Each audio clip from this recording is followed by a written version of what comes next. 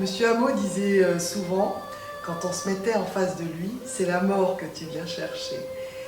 Je me suis souvent demandé s'il plaisantait ou si c'était vraiment sérieux. Mais quand on était en face de lui, on allait vraiment chercher la mort. Ceci dit, cette phrase m'a accompagnée tout au long de mon parcours et continue de m'accompagner. Et j'en l'ai vraiment présente et je fais vraiment attention à ma vie quand je suis en kéko, même si le kéko est une conversation aimable.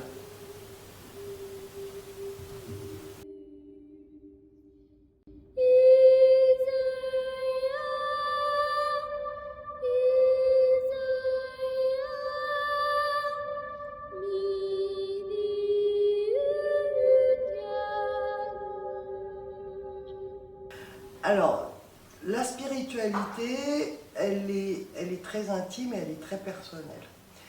Donc, pour ce qui me concerne, en ce qui me concerne, je trouve que le kendo, d'un point de vue spirituel, amène à une élévation de soi par à la fois la pratique régulière, mais aussi la compréhension de qui nous sommes et qui nous sommes parmi les autres, dans un monde qui est parfois bousculé par des événements politiques, économiques, mais sociaux aussi.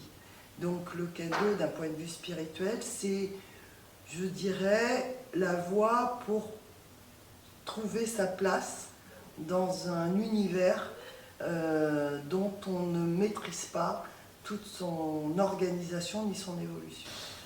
Alors, certains le voient d'une façon mystique, puisque on voit un peu de dérive si on s'oriente un peu vers une espèce de sectarisme dans la pratique et dans l'aspect social du kendo. Ça peut avoir un côté mystique, mais je dirais plutôt un côté mystérieux plus que mystique. Alors on peut envisager le kendo aujourd'hui tel qu'il est pratiqué en Occident et même partout dans le monde et aussi au Japon sous deux angles.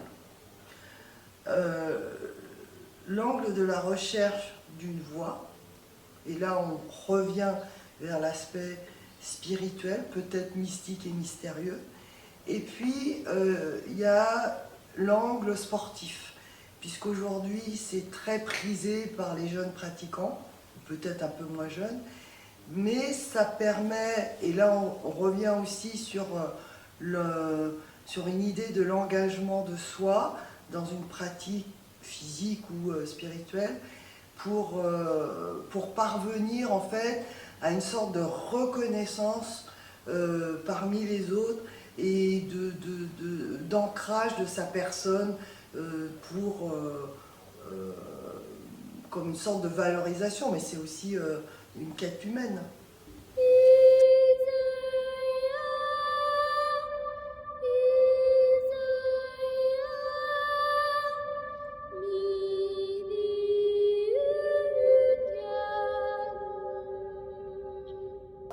Le kendo, je dirais que c'est un moment de souffrance et de bonheur parce que c'est long, l'apprentissage est long, l'apprentissage est difficile. Il est difficile non pas dans la gestuelle, mais, et je reviens sur l'estime de soi, dans la mesure où on est souvent repris par ses adversaires ou par son professeur, ce qui parfois peut déclencher un sentiment de frustration. Moi, je ne connais pas la frustration, mais il y a des gens qui la connaissent. Et ça peut amener à regretter de s'engager dans une pratique et d'abandonner très vite. Et puis, ce qu'il faut comprendre, c'est que c'est comme dans d'autres aspects où on s'engage et dans des milieux consacrés, eh bien, on trouve dans le kendo ce qu'on y amène. Et je pense que beaucoup de personnes qui arrêtent le kendo soit prématurément ou soit après une longue pratique, en dehors du fait qu'il y ait un problème physique ou il y a un problème de santé, c'est qu'à un moment donné, l'objectif qui est recherché eh bien, était en déséquilibre avec son cadre général de vie, qui a eu trop d'obstacles pour que ça continue. Des obstacles que cette personne n'a pas pu surmonter. Cependant, on peut pratiquer le kendo, s'arrêter, reprendre, s'arrêter, parce que, en fait, et là, on revient sur l'aspect philosophique et spirituel.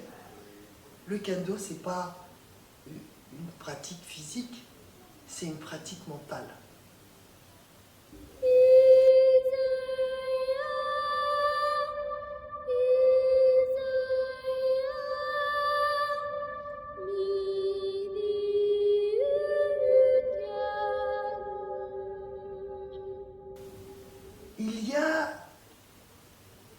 Il y a deux mots que j'aime bien associer au kendo, c'est la bienveillance et la bienfaisance. Et dans les deux mots, il y a bien. Alors, bien non pas en termes de qualificatif à l'opposé de mal, mais surtout ce qui fait du bien, et je reviens sur la description que je faisais du keiko. Si ça nous fait du bien personnellement, ça doit aussi faire du bien aux autres. Et rencontrons-nous sur un dojo, sur un parquet, dans une aire de shiaijo, pour se faire du bien. Parce que même si on porte des coups, même si parfois on a des petits bobos, on a des bleus, ou on est maladroit, l'idée c'est que dans le kendo, on agit. On agit parce qu'on est aligné. On est cerveau, cœur et corps. C'est l'alignement normalement spirituel, intellectuel, et si on est dans l'action, on est aligné. Et je pense que ce qui est intéressant dans le kendo, c'est de se poser la question, qu'est-ce qu'on recherche dans le kendo? C'est pas qu'une pratique physique, comme pour certains pourraient le croire, c'est pas qu'un objectif pour parvenir à une reconnaissance, avoir des médailles, avoir des sollicitations, mais c'est un travail d'estime de soi.